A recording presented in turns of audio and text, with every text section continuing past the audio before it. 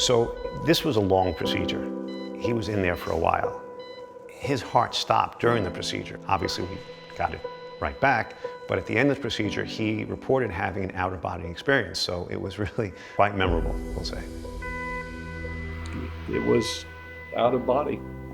This is the best way I could describe how it felt for me to watch them, to look at this from up in the corner of the room so that I could see all these people, and I was out of body watching it, and was so impressed in the way that they were just not going to give up on me.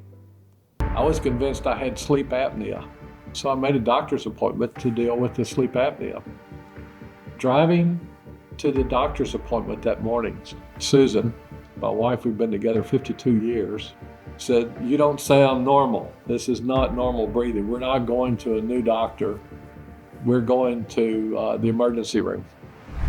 It did not take them long to realize they had a case on their hands. He was found to have severe coronary disease with what we call a chronic total occlusion, or CTO, as well as a cardiomyopathy, where his heart muscle was not pumping well.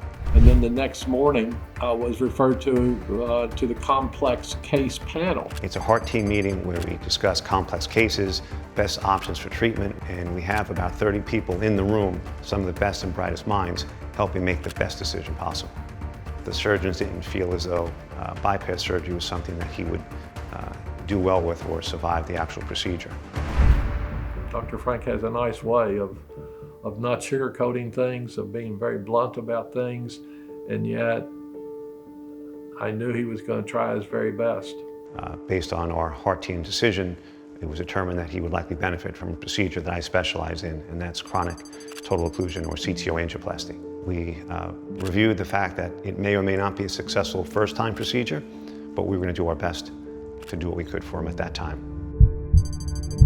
My most vivid memory was being wheeled into that room. I'm laying at the cath lab, awake, with a high-definition television of my artery, and I've been looking at this big black plaque for hours. And then for the first time, the artery began to straighten, and you could see they were making progress.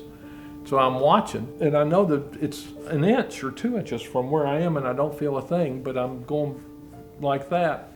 And then all of a sudden, he gets close to the end, and then it pops, and then all of us, like a river. Looking down this time, and I'm thinking, blood is going through an artery that hadn't gone through in years. They're clapping, and they're saying awesome and great, and I'm going awesome. I wanted to jump up off the table and dance with them as well. So Mr. Nicholson's recovery was actually quite great, in the sense that for the complexity of the procedure and how we have to go about doing this, he was discharged home the following day, which is really quite remarkable.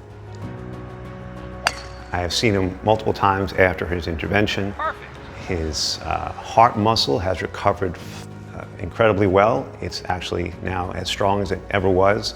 He's back to doing everything that he wanted to do, and he has made tremendous strides in improving his overall health and well-being.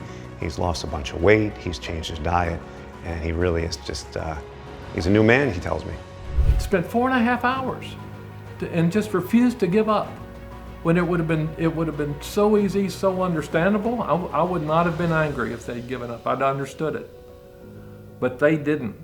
Mr. Nicholson actually has friends at a university system that were willing to put him on a private plane and fly him back for the procedure that we were offering here at NCH, and he felt confident enough in us and our team that he wished to stay here for his procedure. I'm glad I chose NCH.